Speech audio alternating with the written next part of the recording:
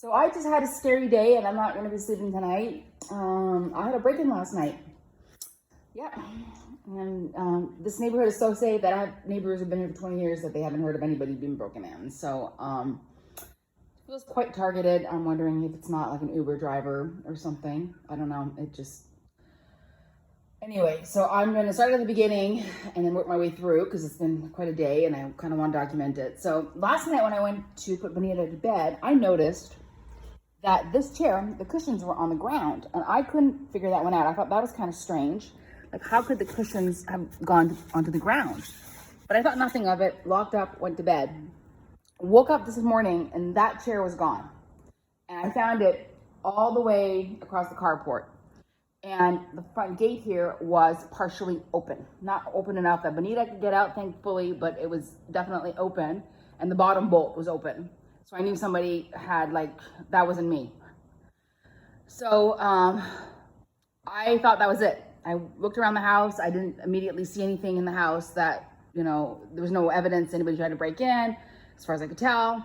And I went in, I called 911, and it's funny, I went to call 911, and while calling 911, I missed a really key piece of evidence. So I'm Sherlock Holmes, I'm not.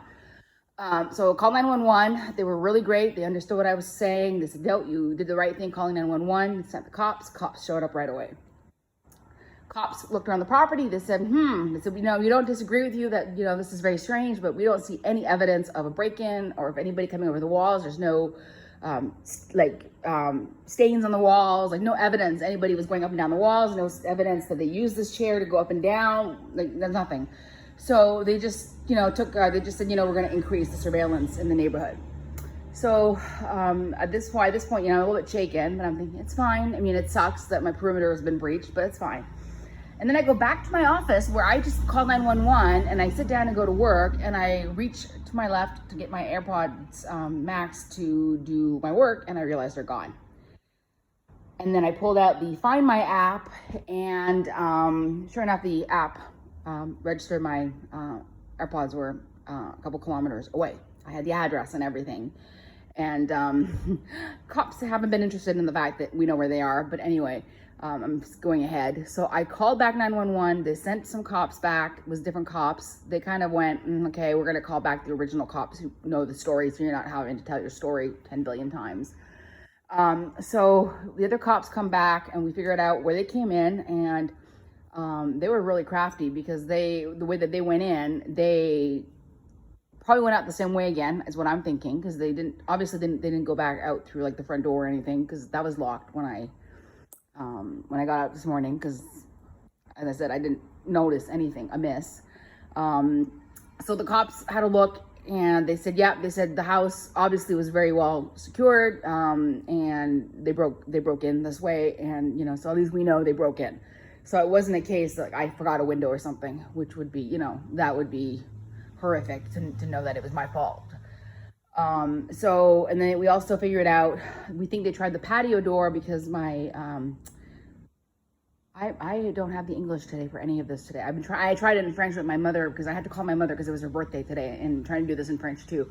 The mosquito netting, the screen on the patio door was open when I got this morning. The patio door was locked, but the screen was open, and I thought, that's weird. So I had a few little things this morning that I went, that's weird, but you're not very awake in the morning, and you're just kind of getting up, and I thought my cleaning lady was going to come, so I was focused on that. So it took me a while to realize, they were in the house. So so the cops were back. We kind of went through the house. There's I'm not going to start doing an inventory of what I have in my house, obviously, but we figured out that I'm 99% convinced it was just those. They recognized the value. And my purse was hanging by my desk, and they went through the purse and they pulled my wallet out and they took the cash. And, they said there's no honor among thieves. Well, at least these guys just took the cash. So I don't have to worry about my credit cards. I don't have to worry about my residency card. I've got all of that. So it could have been a lot worse in that sense. And I don't know, I got really lucky. I have, as backups to my headphones, I have the in-ear AirPods, and those were tucked away. So they didn't get those. So at least I can work. I was able to work today, and I'll be able to work tomorrow. The insurance is going to take forever, and I'll get back to that in a second. The insurance is going to take forever.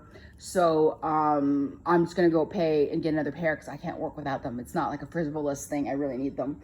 So yes, I do have homeowners insurance, which I think some people in my life have been surprised to hear that I have homeowners insurance, but I do. So my friend is my insurance, not my adjuster, but she's like my broker, I guess.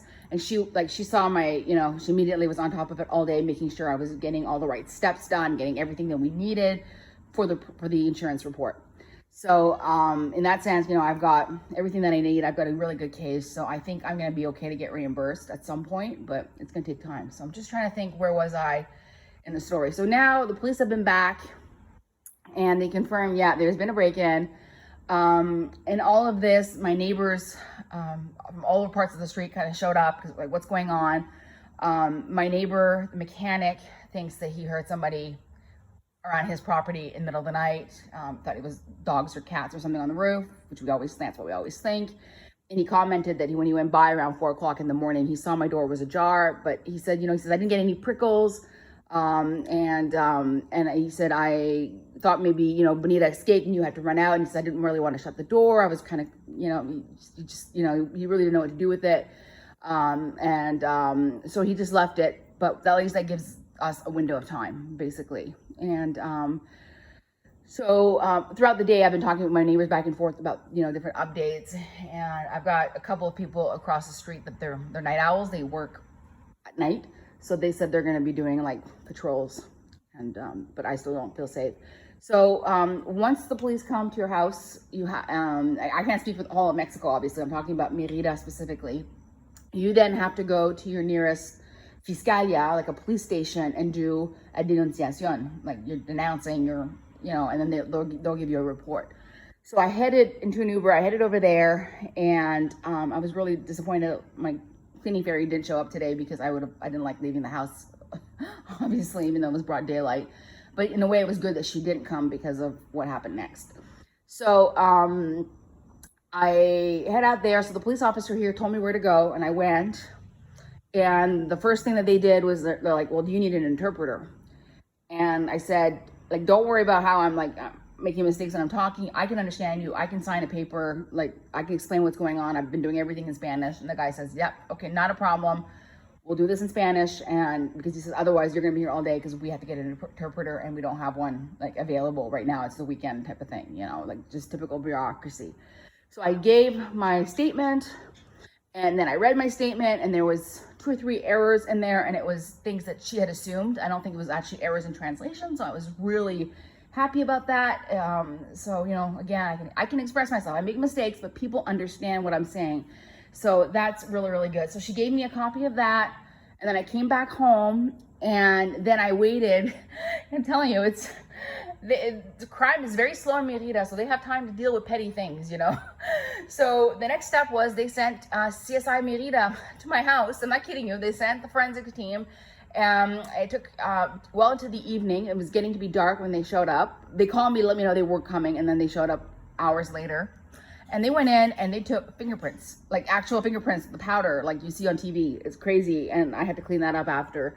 But they took photographs, and they were saying, yeah, the window, it doesn't really look like it was broken into, but, and then I was able to show other exemplars, and they went, oh yeah, we see what you're saying about it being broken. And then after that, it was like, no issue. They're like, yeah, the house was locked up. They found, they decided that was the easiest one to jimmy and to get through. So again, makes me feel validated that it's not me that was not being secure.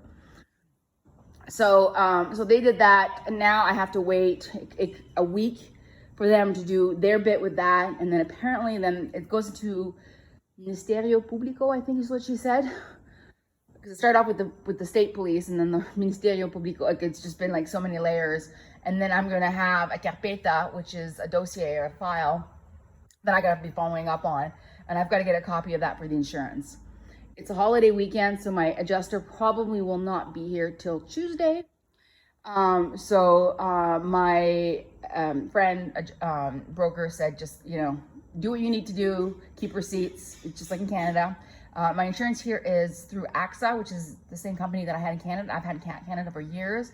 So I'm thinking if AXA is anything like in Canada, like I kind of know how to deal with them. So I'm kind of fingers crossed on that. Yay for international companies. But obviously I'm not sleeping tonight.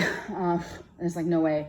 I've got all the lights blazing. The neighbors have all their lights blazing. There's no way. There's no way I am going up to my bedroom to sleep tonight. So I was joking that I was going to be, in the room with the hammock with the machete. But I don't even want to be in a hammock, because if I had to get up fast, I risk of, the one time that I fall getting out of a hammock is going to be that night, and I'm going to break something, right? So I think I'm just going to set the fan up downstairs here on the couch, and I'm just going to doze. Anyway, I am so behind on work for today, and I can't, it was just one of those weeks where I had manageable amounts of work every day, but I didn't really have a lot of buffer. So I can't just say I'm going to pick this up tomorrow. I have to keep working tonight till this is done, and then start fresh. So I'm just gonna keep working and until I kind of drop off, and then try to doze. And then my yard guy is here tomorrow, and he'll be gone middle of the afternoon, and then I can have a good nap in the afternoon is what I'm thinking. So yeah, it really, really sucks. Really, really, really sucks. Yeah, I like it. Why, why me, quote unquote, of course, that's always the question, but the neighbors have been really good. I feel supported. As I said, my neighbor, the mechanic, they're going to put in a spotlight, motion censored spotlight, and they said they've been thinking about it for a while. And then they said, keep all your lights on. We're going to keep an eye out, or an ear out for the noise and stuff. But yeah, I'm investigating what I'm going to be doing. What I've had a few suggestions both here and abroad so I think if I'm getting the same suggestion from a couple different places, I'm thinking it's going to be a perimeter alarm. So it's going to be the wire all the way around the top of the wall, and it's going to be, when they breach that, it's going to start wailing is what we're thinking. Kind of concerning, because I have animals that go up and down that wall, but I guess they're going to learn not to do it. I don't know. But it's really, really frustrating, because they came in. I've always thought that was safe, because the neighbors are always there on both sides, and they still managed to do it. So anyway, I don't want to talk too much more about security plans or anything like that, or what's in the house and everything. But yeah, I've had better days, and so I finally had a bite to eat. It's about it's getting close to 9 o'clock. I finally had a bite to eat. I hadn't done anything all day. I got at least another 2 hours tonight for my actual deadline for tonight, and then I'll see if I can get ahead on tomorrow, so I don't have to be too productive tomorrow. And I'm so grateful that she was okay. I think she slept through it. She's kind of deaf now. And I'm grateful that the door was shut enough that she didn't escape. That's just to me, that's the biggest thing today, is she's okay. And there's no evidence that she's traumatized or anything. The police were here, and she was trying to help them out to take the fingerprints. She's just not shy anymore at all. She's so amazing. And she's not a guard dog, let's be honest about it. But now I'm wondering, do I want a guard dog, or do I want a dog that barks? Anyway, so that's been my day. I don't really want to get into the comparisons of calling the cops in Canada versus calling the cops in Mérida, but this experience has been a lot more positive. My neighbors didn't seem too happy with the cops, and how we know exactly where the things are. Why aren't you going there? We have the actual address, the street number and the apartment number and everything. And yeah, I'm a little bit annoyed, but it's do I really want them back at this point? I don't know, yeah, I don't know. But I find, just in terms of response and feeling protected, and feeling like the cops are around and they're listening and they care, that was amazing. And the interesting thing, all day I was asked for my ID, and they kept on asking me for my voter credential. Nobody thought to ask me for my residency card, which I thought that was really interesting. And I don't know if it's just, force of habit, or if they just thought, she's been here 5 years, she speaks Spanish, she doesn't live in a gringo neighborhood, she's probably a citizen at this point, I don't know. But I didn't feel like I was being treated like a tourist, which I think, in a way it's good, in a way it's bad. And I haven't made the news here in the neighborhood yet, so I'm really glad. I'm really hoping I don't make the news. But we'll see what happens overnight. So I'm just looking at the sky. We had some rain, dropped the humidity a little bit. Maybe I'll be able to sleep in the living room after all. We shall see. But that's this cloud over there is really, really weird. It's almost like a skull. Can't really see it, but anyway. All right, let's go back to work, Missy.